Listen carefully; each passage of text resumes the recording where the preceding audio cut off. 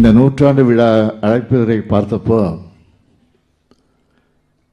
எனக்கு ஒரு புகைப்படம் நினைவுக்கு வந்துச்சு. ஒரு பக்கம் தலைவர் கலைஞரும் இன்னொரு பக்கம் இனமான பேராசிரியரும் இருக்க,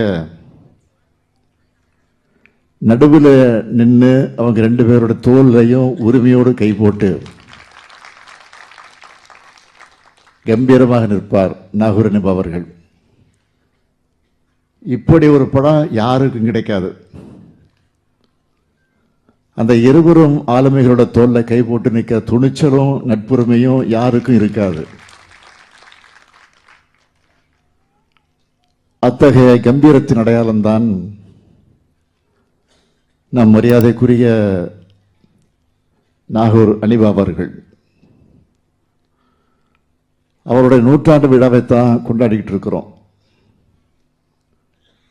உடலால் அவர் மறைந்தாலும் அவருடைய குரல் நம்முடைய உள்ளத்திலையும் உணர்வுலையும் ஒழிச்சுக்கிட்டே இருக்கு. முத்தமிழறிஞர் தலைவர் கலைஞர் அவர்கள் சொன்னதை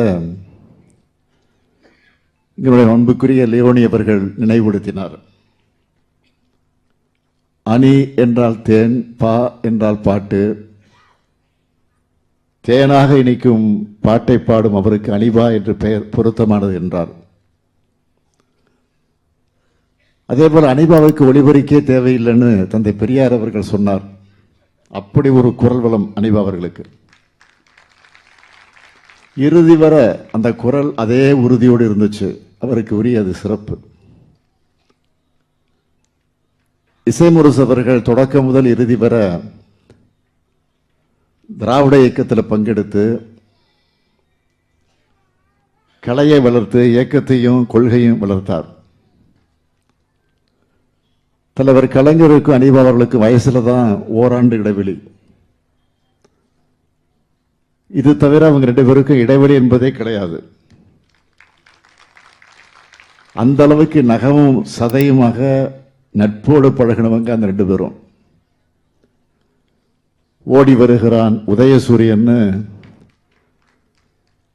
அனிபாவனுடைய குரல் உழைக்காத கழகத்தோட நிகழ்ச்சிகள் தொடங்கினதே கிடையாது.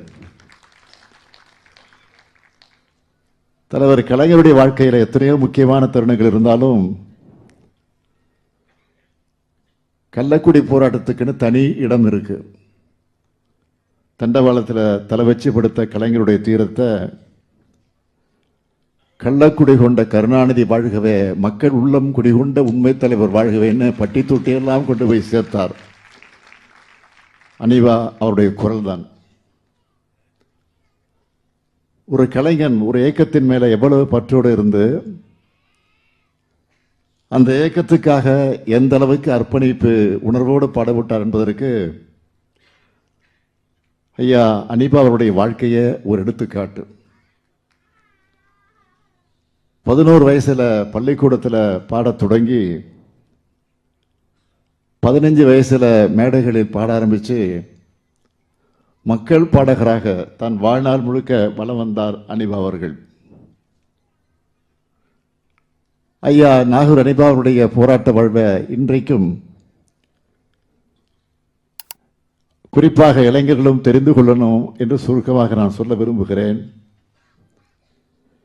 சின்ன வயசுல நீதி கட்சி தொண்டராக இருந்த அனிபா அவர்கள் நீதி கட்சியுடைய கூட்டம் மாநாடுகள் எங்க நடந்தாலும் போய்விடுவார். இந்த உணர்வு பயணம் நீதி கட்சி திராவிடர் கழகமாக பரிணமிச்சு திராவிட முன்னேற்ற கழகம் உருவான பிறகும் தொடர்ந்துச்சு. கழகத்தோட வளர்ச்சிக்கு அனிபாவுடைய குரல் துணை நின்றுச்சு. அழைக்கின்றார் அண்ணா அருமைமிகும் திராவிட துயர் துடைக்க இன்றேன்னு அனிபா பாடுறதை கேட்டா உணர்ச்சி பொங்காம ஒரு தமிழராலும் இருக்க முடியாது. அவர் முறையா சங்கீதம் கற்றுக்கொள்ளவில்லை என்றாலும் ஆயிரக்கணக்கான மேடைகள்ல கோடிக்கணக்கான மக்களை தன்னுடைய குரல் வளத்தால தன்வசப்படுத்தினார். வறுமையின் காரணமா 7ஆம் வகுப்போடு படிப்பை நிறுத்திட்டவர் தன்னுடைய கலை பயணத்தை கழக பயணத்தை தொடர்ந்தார். ஐயா நாகூர் அனிபா அவருடைய அரசியல் வாழ்க்கைக்கு அடித்தளம் வச்ச ஊர் எந்த ஊர் தெரியுமா? திருவாரூர். படிப்பை பாதியிலே நிறுத்தினவரை அவருடைய தாயார் திருவாரூருக்கு அனுப்பி வச்சாங்க. அப்போ திருவாரூரில் நிதி கட்சி கூட்டங்கள் நடக்கும். அவற்றை ஏற்பாடு செஞ்சவங்கள ஒருத்தர் தான் பள்ளிக்கூட மாணவராக இருந்த நம்முடைய தலைவர் கலைஞர் அவர்கள். அப்போவே கூட்டம் தொடங்கி தலைவர் பேசுகிற வரைக்கும் அனிபா அவர்கள் பாடுவார், பேச வர்ற வரைக்கும். இந்த நிலையில் சரியட்டி பன்னீர்செல்வம் அவர்கள் மறைந்த பிறகு 1940 திருவாரூரில் நடந்த நீதி கட்சி மாநாட்டில் அவரை பற்றி அனிபா அவர்கள் பாடினார். அப்போ அந்த மாநாட்டில் இருந்த தலைவர் கலைஞர் அவர்கள் அனிபாவுடைய பாடலை கேட்டு நெஞ்சுருகி போயிட்டார். 1949 திராவிட முன்னேற்ற கழகம் தொடங்கப்பட்டப்போ அந்த தொடக்க விழாவில் பாடினவர் அதற்கு பிறகு திராவிட முன்னேற்ற கழகத்தின் தொண்டரா தன்னுடைய பயணத்தை தொடர்ந்தார். நாகூரில் திமுக கிளையை தோற்றுவிச்சதும் ஐயா அனிபா அவர்கள் தான். இப்படி கழகத்தோடும் தலைவர் கலைஞரோடும் அனிபா அவர்களோட பற்றும் பாசமும் வளர்ந்துகிட்டே போச்சு. இன்னும் சொல்லணும்னா நாகூரில் அனிபா அவர்கள் கட்டின இல்லத்துக்கு கலைஞர் இல்லம்னு பேர் வச்சார். அதை கலைஞர் தான் திறந்து வச்சார். இப்படி கழக மேடைகளில் பாட்டு பாடுறதுனால் மட்டுமா அனிபா அவர்களை கொண்டாடுறோம்? பாடுறது அவருடைய திறன் கொண்ட கொள்கைக்காக சிறைக்கு போகவும் தயங்காதவர் தான் அனிபா அவருடைய குணம். 1939 13 வயசு பையனா இந்தி திணிப்புக்கு எதிராக ராஜாஜிக்கு கருப்பு கொடி காண்பிச்ச முதல் முறையா கைதானார். பிறகு இந்திய ஆதிக்க எதிர்ப்பு போராட்டத்தில் கோசிமணி, அன்பில் தர்மலிங்கம், மன்னை நாராயணசாமி ஆகியோடு திருச்சி சிறையில் 32 நாள் இருந்திருக்கிறார். 1952 கலைஞரோடு அனிபா அவர்கள் கைது செய்யப்பட்டார். 1956 காஞ்சிபுரத்தில் தெருவில் பாடிட்டு போகும்போதே கைதானார். இப்படி கழகத்துக்காக போராட்டங்களில் பங்கெடுத்து 10 முறைக்கு மேலே சிறைக்கு சென்றிருக்கிறார். ஐயா அனிபா அவருடைய தமிழ் உணர்வை பற்றி தலைவர் கலைஞர் என்ன சொன்னார்னா, தமிழுக்கு ஒரு தீங்கென்றால் அது தீங்கினை தடுத்து நிறுத்திட, தமிழகம் காத்திட, தமிழ் மொழி காத்திட, தோல் தட்டி தன்னை ஒப்படைத்துக் கொள்ளக்கூடிய தியாகச்சீலை தான் நாகூர் அனிபான்னு சொல்வார். 1957 தேர்தலில் போட்டியிட்டு வெற்றி வாய்ப்பை இழந்த ஐயா அனிபா அவர்களை தலைவர் கலைஞர் அவர்கள் முதலமைச்சரான பிறகு எம்எல்சி ஆக்கி மேலவையில் அமர வச்சு அழகு பார்த்தார்.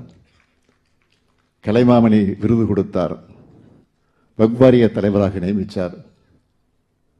2002ஆம் ஆண்டு நடைபெற்ற கழகத்தின் பெருவிழா நிகழ்ச்சியில் கலைஞர் விருது வழங்கினார். இப்படி அஞ்சானஞ்சன் பட்டுக்கோட்டை அழகிரி, தந்தை பெரியார், கண்ணியத்திற்குரிய காகிதம் இல்லை, பேரறிஞர் அண்ணா, முத்தமிழறிஞர் கலைஞர், இனமான பேராசிரியர்னு அனைத்து தலைவர்களோடு பழகி பயணித்து தன் வாழ்நாளை கொண்ட கொள்கைக்காக ஒப்படைச்சுக்கிட்ட ஒப்பற்ற ஒளிச்சுடர் தான் இசைமுரசு ஐயா அனிபா அவர்கள். ஒரு முறை அனிபா அவர்கள் என்ன சொன்னார்னா, கழக நிகழ்ச்சிகளுக்கு கலைஞர் என்கிட்ட தேதி கூட கேட்காம என்னுடைய இசை கச்சேரியை வச்சுடுவார். ஏன்னா நான் கச்சேரிக்காரன் கிடையாது, கட்சிக்காரன்னு சொன்னார்.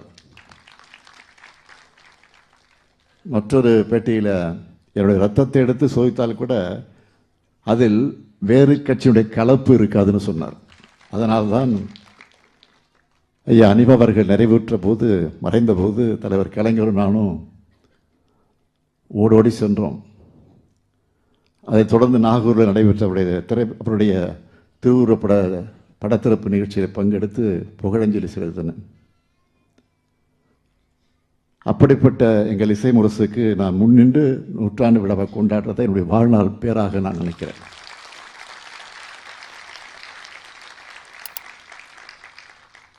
ஐயா நாகூர் அனிபா அவர்கள் கழகத்துக்கு மட்டும் சொந்தக்காரர் இல்லை, ஒட்டுமொத்த தமிழ்நாட்டினுடைய சொத்து அவர்.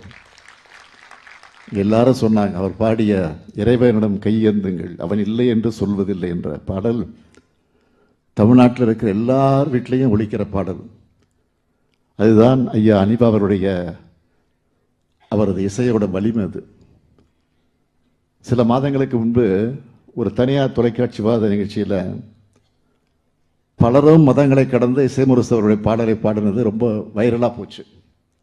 இந்த உணர்வோடு தான் தமிழ்நாடு, அதனால தான் நம்மோட இசைமுரசு ஐயா நாகூர் நிவா அவர்களுடைய நூற்றாண்டு தொடங்கினதும் நாகூரிலே அவர் இல்லம் அமைந்துள்ள தெருவுக்கு இசைமுரசு நாகூர் இஎம் அனிவா தெரு என்று பெயர் சூட்டினோம்.